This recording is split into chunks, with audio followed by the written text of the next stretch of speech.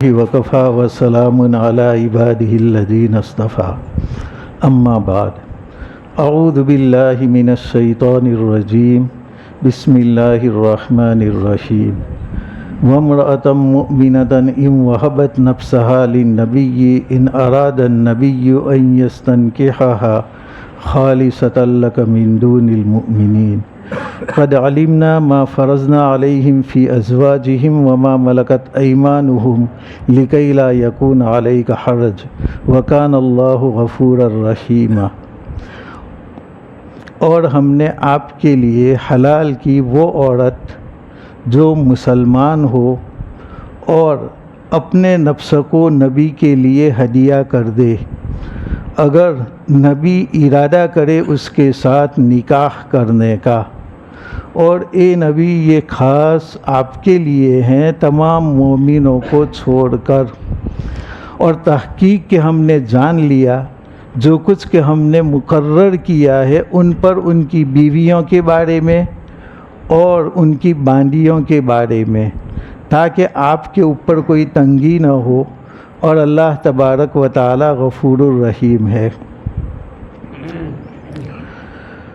کل ہماری بات یہاں پر قرآن مجید میں جو 4 خصوصیات آپ صلی اللہ علیہ وسلم کو دی گئی کہ امت کے لیے یہ جائز نہیں لیکن نبی کے لیے جائز ہے۔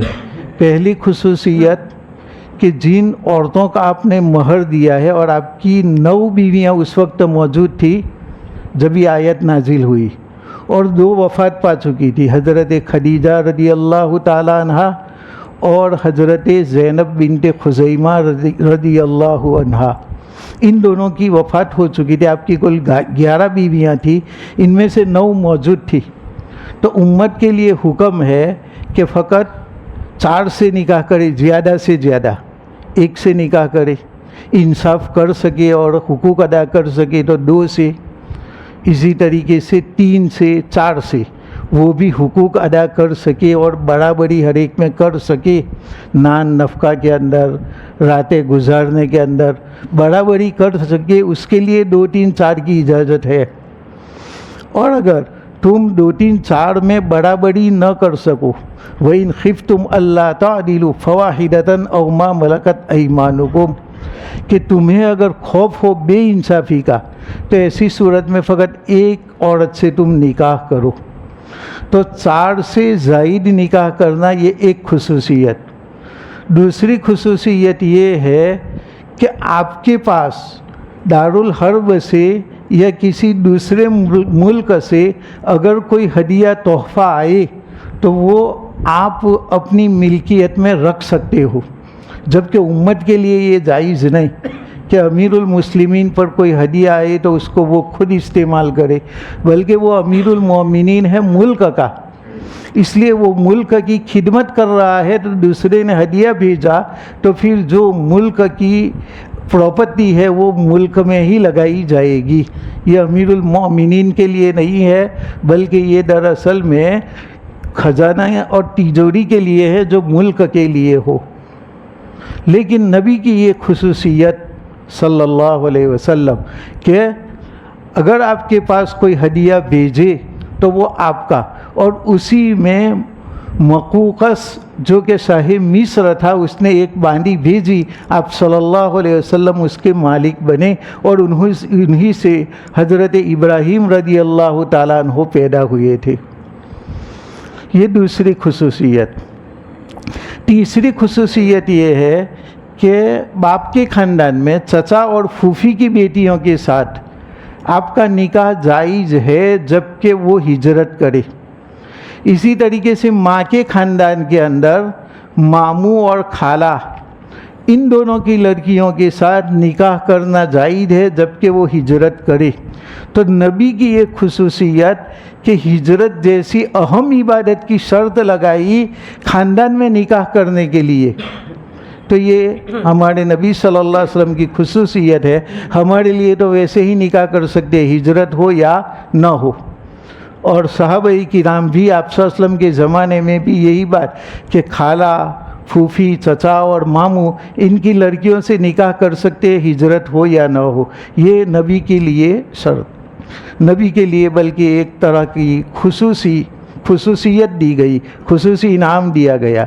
اور چوتھی یہ عورت جو ابھی ہم نے پڑھا کہ کوئی مومنہ عورت، اسلام اور ایمان والی عورت آپ صلی اللہ علیہ وسلم کو اپنی ذات ہدیہ کر دی اور نبی بھی ان سے نکاح کرنا چاہے تو یہ جائز ہے۔ تو اپنے آپ کو ہدیہ کرنا یعنی بلا مہر کے میں اپنی ذات ہدیہ کرتا ہوں، اور ہدیہ میں کوئی عوض نہیں ہوتا، تو اس کا مطلب یہ کہ میری ذات ہدیہ ہے آپ کے لیے، اور آپ صلی اللہ علیہ وسلم نے قبول کر لیا تو پھر بغیر مہر کے یہ ملکیت میں آ جائے گی۔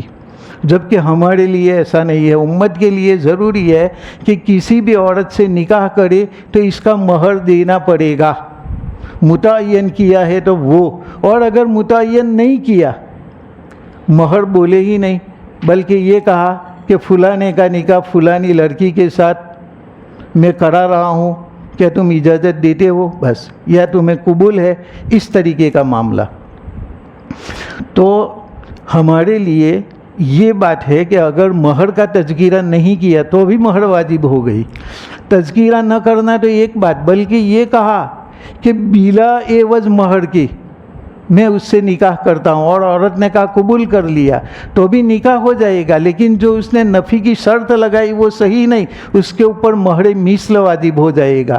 اور یہاں پر کچھ طے نہیں تو مہر مثل، اور مہر مثل کسے کہتے ہیں کہ عورت کی خاندان میں، عورت کے خاندان میں جو مہر چلتا ہے وہ اس کی بہنوں کا جو مہر ہے وہ دیا جائے گا، اور اگر اس کی بہنیں نہیں ہے تو دیکھیں گے اس کی پھوپھیاں، اس کے دادا کی جو بہن تھی ان کا کتنا مہر تھا اس کے مطابق، اور اس زمانے کا اور اس زمانے کا پھر لحاظ کیا جائے گا کہ اس زمانے کے کم پیسے، جیسے کہ ہم دادا کی بہن کا اگر مہر دیکھیں تو اس وقت 100 روپیہ، 8 روپیہ، 11 روپیہ، لیکن اس وقت کی جو ویلیو ہے اس کے مطابق، تو اس طریقے سے مہر مثل دیا جائے گا۔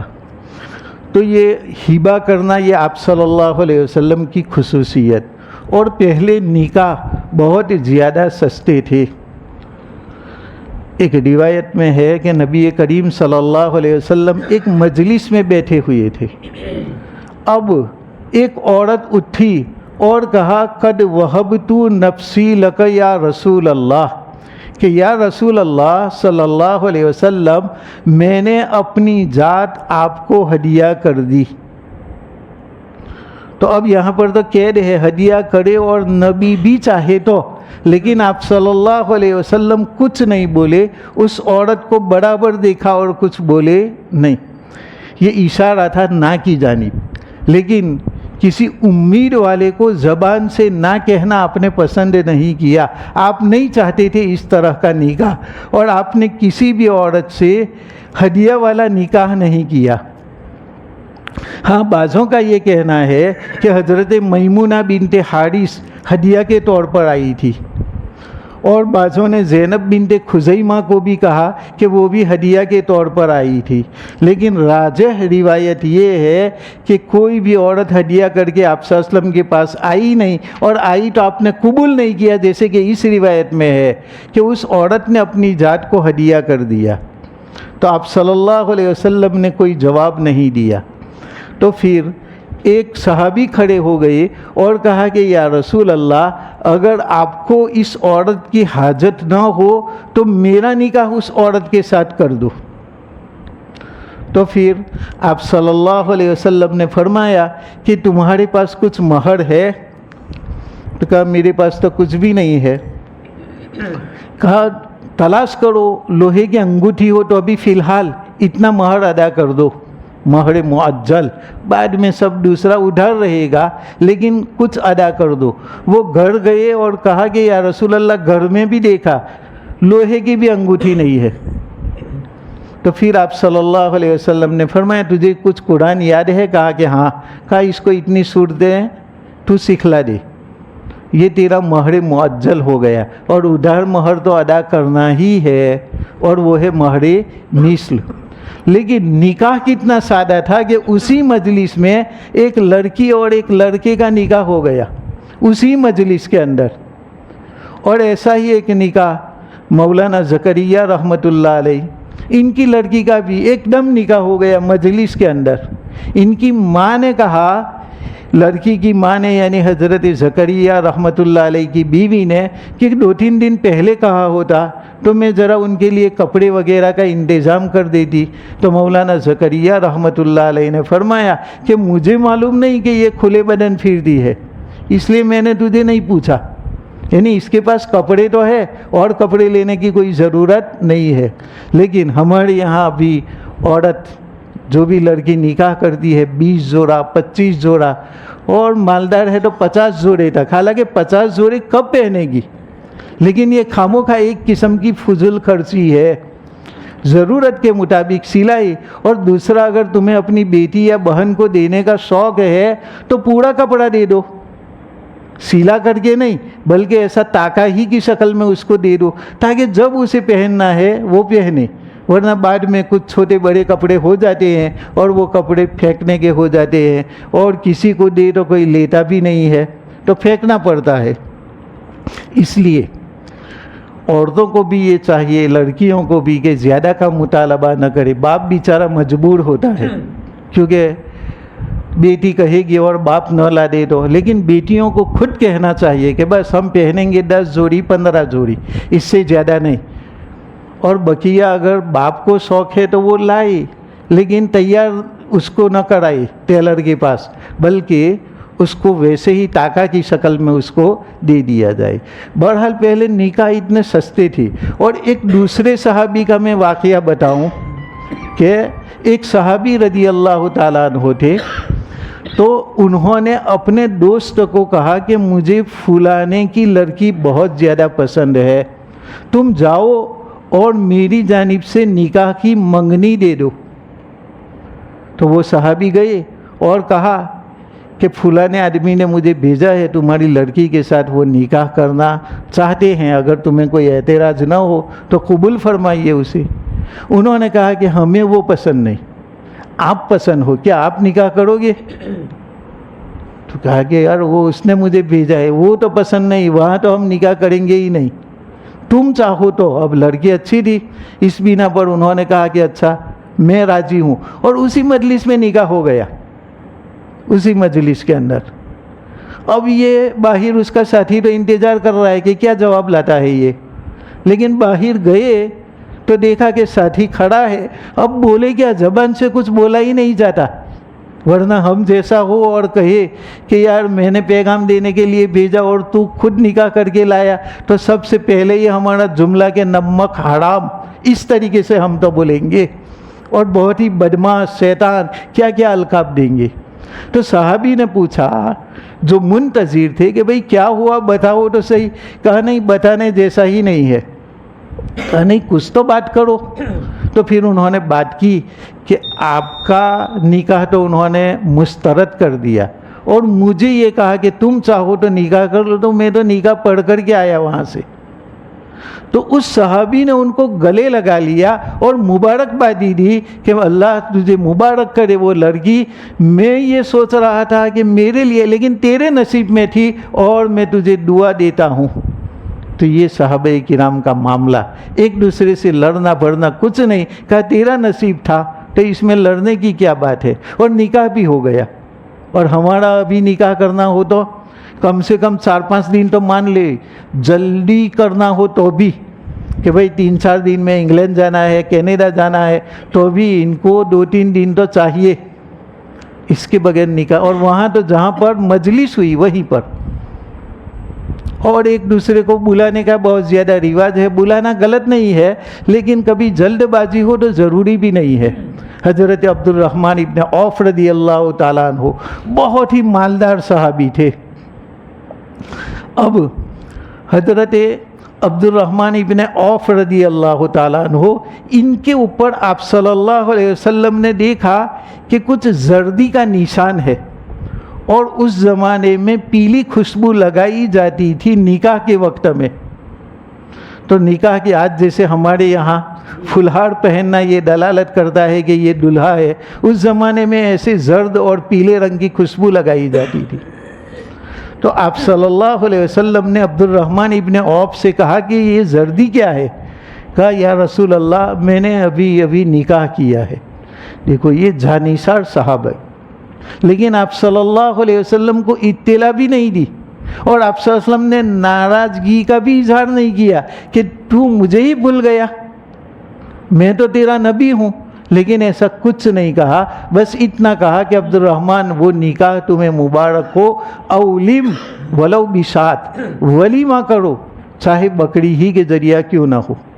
تو ولیمہ کی آپ صلی اللہ علیہ وسلم نے ترغیب دی۔ شادی کے دن تو کوئی باہر سے آیا ہو ان کو کھلا دے وہ کافی ہے، لیکن شادی کے وقت بہت زیادہ بھیڑ بھاڑ کو نہ کھلائے، اور ولیمہ کے اندر ان کو بہترین کھلائے۔ اور آپ صلی اللہ علیہ وسلم نے فرمایا کم سے کم بکری، اس کا چھوٹا بچہ ہو تو بھی چلے گا، لیکن ولیمہ کرو۔ تو ہمارے زمانے میں تو یہ ہے کہ اطلاع کو دور کا رشتہ دار نہ کرے تو بھی ہم فون کر کے بتلاتے ہیں کہ ہم کو یاد نہیں کیا، بھول گئے، یہ مر گئے ہمارے باپ دادا، تو کیا ہم بھی مر گئے اور ہمارا نکاح ہی ہم کو نکاح میں بلایا ہی نہیں گیا۔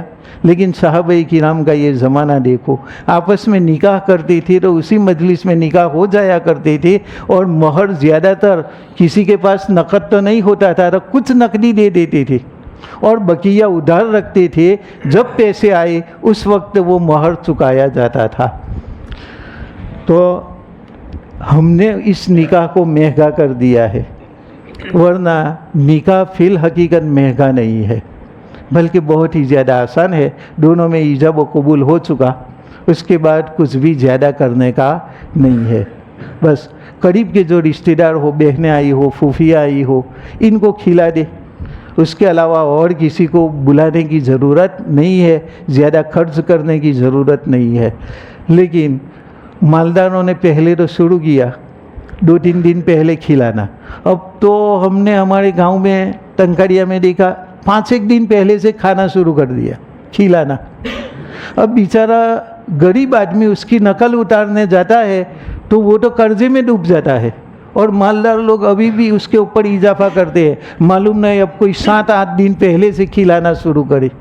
اور رواج اسی طرح شروع ہوتا ہے، ایک آدمی کرتا ہے، اس کی دیکھا دیکھی دوسرا آدمی کر رہا ہے۔ ہم کو کسی کی دیکھا دیکھی نہیں کرنا ہے، ہمیں ہمارے نبی کریم صلی اللہ علیہ وسلم کا نورانی جو طریقہ ہے اسی کو ہم نے لینا ہے۔ اس طریقے کے علاوہ کوئی بھی طریقہ تمہارے لیے کامیابی کا سبب نہیں بن سکتا۔ خلاف پیمبر کسے راہ گزیر کہ ہرگز بمنزل نہ خواہد رسید، کہ جو پیغمبر صلی اللہ علیہ وسلم کے خلاف راستہ اختیار کرے گا وہ ہرگز کامیاب نہیں ہوگا۔ تو مالدار لوگ خاص کر کے نکاح کو ذرا سستا کرے، کیونکہ ان کی دیکھا دیکھی غریب کرتے ہیں اور پھر رواج بن جاتا ہے، غریب کو نہ کرنا ہو تو بھی کرنا پڑے گا، ورنہ کہ برادری کیا کہے گی، محلے والے کیا کہیں گے، رشتہ دار کیا کہیں گے، ایسا خوف رہتا ہے۔ اس بنا پر بیچارہ غریب کسی طریقے سے انتظام کرتا ہے اور پوری زندگی اس قرضہ چکانے میں سے وہ باز نہیں آتا، اور بسا اوقات بینک وغیرہ کا قرضہ ہوتا ہے تو خودکشی کر لیتے ہیں کہ اب چکائیں گے کیسے، ایسے معاملات ہے۔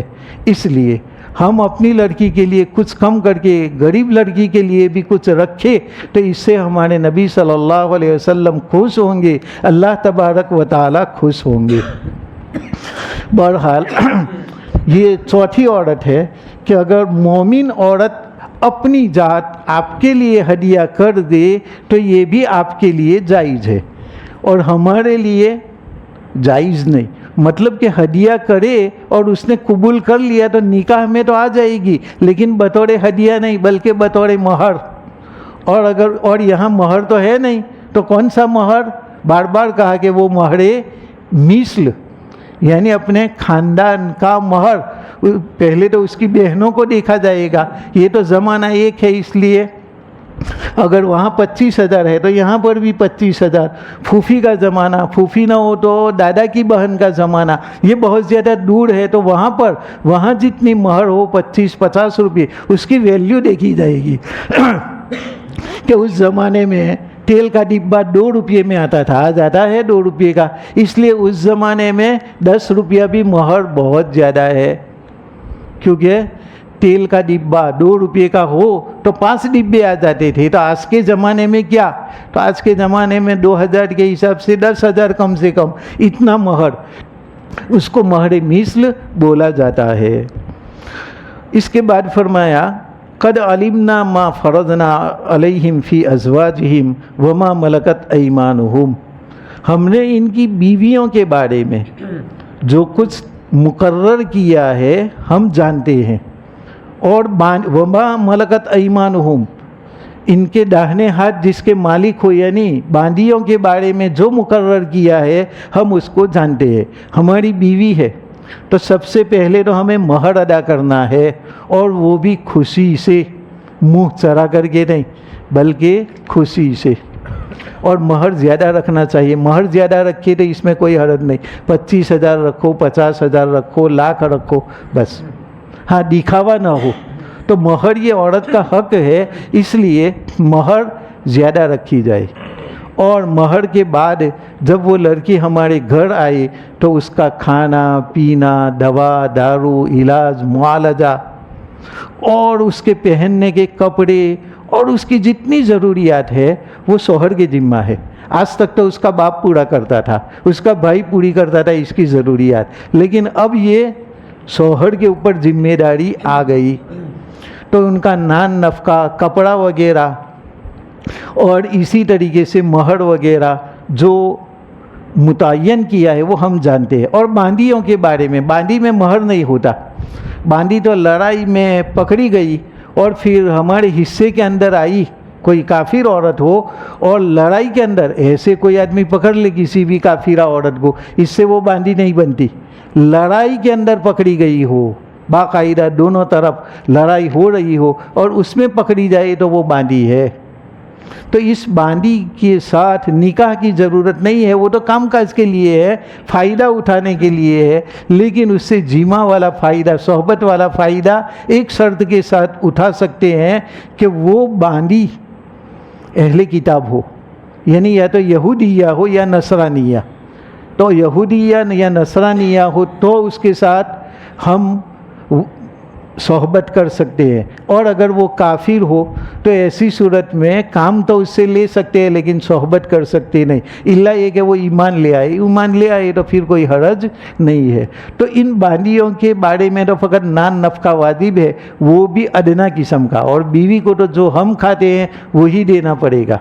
और उसके अलावा ये जो नौकर चाकर हम अपने घर में रखते हैं, इसी तरीके से बांदी तो उनका नफ़का वो नहीं है जो हम खा रहे हैं, बल्कि शहर के अंदर क्या मामूल है कि लोग नौकरों को क्या खाना देते हैं। आदमी मालदार है, अपने घर के अंदर वो बिरयानी, पुलाव, जर्दा वगैरह खाता है, तो मज़दूरों को भी वही देना ज़रूरी नहीं। अगर मज़दूरों के साथ तय हुआ है तो लोगों का क्या रिवाज है, आम गाँव वाले क्या देते हैं, इस तरीके का देना ज़रूरी है। और बीवी के बारे में तो जैसा शौहर खाए वैसा ही उसको खिलाना ज़रूरी है। तो अल्लाह तबारक व ताला फरमाते हैं कि हमने बांदियों पर क्या वाजिब किया वो भी हम जानते, बांदियों के मुताल्लिक क्या वाजिब किया वो भी जानते हैं, बीवियों के मुताल्लिक हमने क्या वाजिब किया वो भी हम जानते हैं। लिकई ला यकून अलैका हरज, ताकि आपके ऊपर कोई तंगी न रहे। कोई हदिया कर दे तो भी आपके लिए हलाल, और 4 से ज़्यादा भी आपके लिए हलाल। और कोई दुश्मन मुल्क आपको बांदी वगैरह हदिया करे तो वो भी आपके लिए हलाल। और अपने बाप या माँ के ख़ानदान की लड़कियाँ हो तो वो मुहाजिर हिजरत करे तो आपके लिए हलाल। ये सब कुछ हमने क्यों किया, ताकि आपके ऊपर कोई तंगी ना हो। और अल्लाह तबारक व ताला अंबिया किराम पर निकाह के मामले में ज़र्रा बराबर भी तंगी नहीं करता, इजाज़त देता है निकाह करने की फुल इजाज़त।